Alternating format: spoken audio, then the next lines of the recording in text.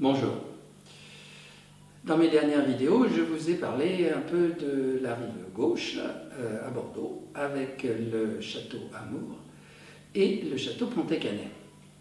Passons sur la rive droite à Saint-Émilion plus précisément pour goûter une très jolie propriété. C'est le château Beauséjour Bécaud, premier grand cru classé B en millésime 2012.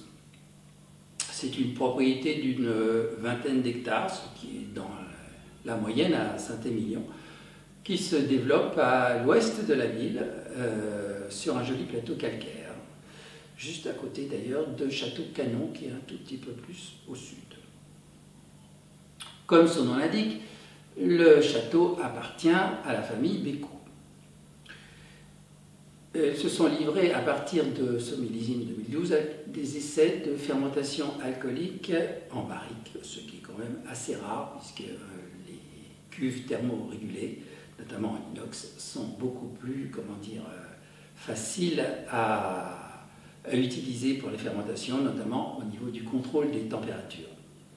Donc ils ont fermenté une partie classiquement en cuve et une partie en barrique neuve. Et d'après ce qu'ils en disent, ils ont trouvé ce procédé très intéressant avec des vins plus complexes. Ils ont donc assemblé après les deux lots. L'encépagement lui-même, sur ce millésime du moins, il y en a 70% de Merlot, environ 25% de Cabernet Franc et le reste en Cabernet Sauvignon, ce qui est là aussi assez classique dans la région. En 2012, ce beau millésime a été quand même très tardif puisque les vendanges ont eu lieu entièrement sur le mois d'octobre. Ils ont depuis quelques années changé d'énologue conseil, depuis 2017 plus exactement. Avant c'était Michel Roland qui s'occupait de la propriété et de bien d'autres d'ailleurs. Maintenant c'est Thomas Duclos, un quadra comme on dit, qui souhaite orienter un peu différemment les vinifications avec des vins peut-être un peu moins massifs. Parce que, disons que, si on peut appeler ça une école, Michel Roland aimait bien les vins un peu en surmaturité. Ça a été d'ailleurs l'objet de polémiques à l'infini, et encore aujourd'hui d'ailleurs. Mais aujourd'hui, il a presque 75 ans, évidemment il va se retirer progressivement des affaires.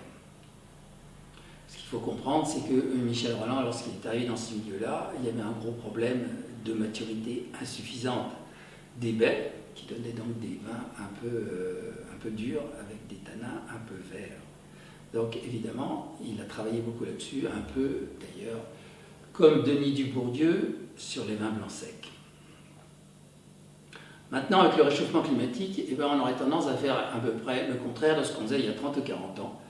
Alors qu'à 30 ou 40 ans, on cherchait à améliorer le métabolisme pour avoir finalement des baies de parfaite maturité, aujourd'hui, on essaye de freiner littéralement le développement de la plante pour que les baies ne subissent pas trop de chaleur et surtout trop vite, parce que des maturités trop rapides ne donnent pas des baies aussi complexes que lorsque la météo permet donc une évolution plus lente.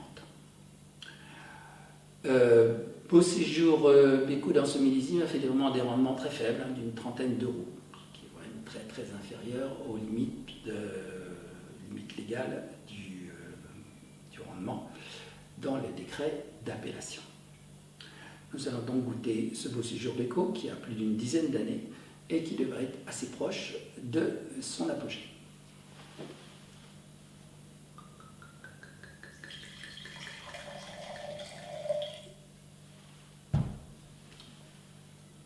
Belle robe profonde, tuilée.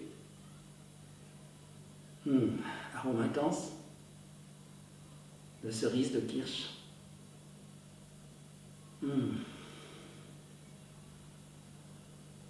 Très fine note de réglisse. Le vin très dense. Les arômes de fruits rouges sont très purs. Très beau nez, un peu marqué par l'alcool, il fait quand même 14,5, ça c'est le problème de Bordeaux.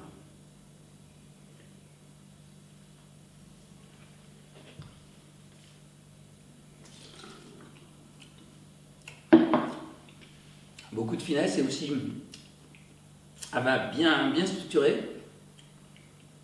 Les tanins ont atteint leur maturité, donc ils enrobent le vin sans agressivité. Comment va évoluer le vin dans les années qui viennent? On ne sait pas trop, puisqu'ils ont changé d'énologue. Je ne pense pas qu'il y aura une très grosse révolution, mais bon, nous verrons bien. Voilà, à bientôt.